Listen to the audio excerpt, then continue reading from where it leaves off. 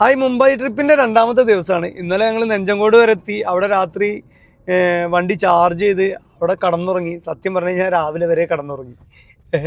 ഇപ്പോഴാണ് എണീറ്റ് പോരുന്നത്. ഇപ്പം ഞങ്ങൾ Bangalore main express highway cut ചെയ്തിട്ട് ഞങ്ങൾ വേറൊരു റൂട്ട് കൂടിയാണ് പോയിക്കൊണ്ടിരിക്കുന്നത്. ഇതിൽ പോകുമ്പോൾ മാക്സിമം നോർമൽ ഹൈവേ, ഇതിൽ മാക്സിമം നമുക്ക് പിന്നെ ടോള് മാക്സിമം ഒഴിവാക്കാൻ പറ്റിയ ഒരു റൂട്ടാണ്.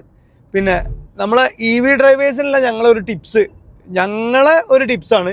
എത്രത്തോളം പ്രാവർത്തികമെന്നറിയില്ല. പിന്നെ നമ്മൾ ഈ EV ഡ്രൈവ് ചെയ്യുമ്പം മെയിൻ ഹൈവേകളിൽ ഓടിക്കുമ്പം റീജനറേഷൻ ഓഫാക്കി ഓടിക്കുമ്പോഴാണ് ഞങ്ങൾക്ക് റേഞ്ച് കൂടുതൽ ഇപ്പോൾ ഫീൽ ചെയ്തത്. ഇന്നലെ ഞങ്ങൾ റീജനറേഷൻ ഓഫാക്കാതെയാണ് ഓടിച്ചത്. അപ്പോൾ ഞങ്ങൾക്ക് കൂടുതൽ റേഞ്ച് കിട്ടിയിട്ടില്ല. ഈ മെയിൻ ഹൈവേയിൽ റീജനറേഷൻ ഓഫാക്കി ഓടിക്കുമ്പം നമ്മൾ കണ്ടിന്യൂസ് ആയിട്ടൊന്ന് പുഷ് ചെയ്യുമ്പം കുറച്ച് കഴിയുമ്പോൾ എന്ത് ചെയ്യും, നമുക്ക് വണ്ടി പിന്നെ ആക്സിലേറ്റർ ഒഴിവാക്കി കഴിഞ്ഞാൽ നമുക്ക് ആ ഓടിച്ച പിന്നെ സ്പീഡ് എന്താണോ ആ സ്പീഡിൽ തന്നെ നമുക്ക് കണ്ടിന്യൂസ് ഓടിക്കാൻ പറ്റുന്നുണ്ടല്ലേ ഋഷാദേ? പിന്നെ അതാണ് ഞങ്ങൾക്ക് EV ഡ്രൈവേഴ്സിനുള്ളൊരു ടിപ്സ് ഞങ്ങളെ ഈ യാത്രയിൽ ഞങ്ങൾക്ക് തരാനുള്ളത്.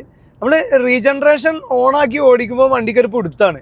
അപ്പോൾ ഇവിടെ നല്ല ഹൈവേ ആണ്. ഈ നല്ല ഹൈവേയിൽ നമ്മൾ റീജനറേഷൻ ഒഴിവാക്കി പിന്നെ കണ്ടിന്യൂസ് പുഷ് ചെയ്യാതെ ജസ്റ്റ് ഒരു പുഷിൽ വണ്ടി ഓടിക്കുമ്പോൾ പിന്നെ വണ്ടി എന്താവും, ഒരു 80 കിലോമീറ്റേഴ്സോ അല്ലെങ്കിൽ ഒരു 90 കിലോമീറ്റേഴ്സിലോ ഒരു 3 കിലോമീറ്റേഴ്സൊക്കെ നമുക്ക് എന്ത് ചെയ്യുക, അത് കണ്ടിന്യൂസ് പുഷ് ചെയ്ത് ഓടിച്ചിട്ട് പിന്നെ നമ്മൾ ആക്സിലേറ്ററിൽ നിന്ന് കാലം ഒഴിവാക്കി കഴിഞ്ഞാൽ, റീജനറേഷൻ ഒഴിവാക്കി കഴിഞ്ഞാൽ വണ്ടി ഫ്രീ ആയിട്ട് പോയിക്കോളും. വണ്ടി ഫ്രീ ആയിട്ട് പോയാലും നമുക്ക് കുഴപ്പമൊന്നുമില്ല. ആ ഒരു ഫ്രീ ആയിട്ട് ഒരു പിടുത്തല്ലാതെ പോണ ഫീലൊന്നും നമുക്ക് കിട്ടില്ല. വണ്ടി നല്ല അടിപൊളിയായിട്ട് പിന്നെ നമ്മൾ ഡ്രൈവ് ചെയ്യണ ഫീൽ തന്നെ കിട്ടണുള്ളൂ.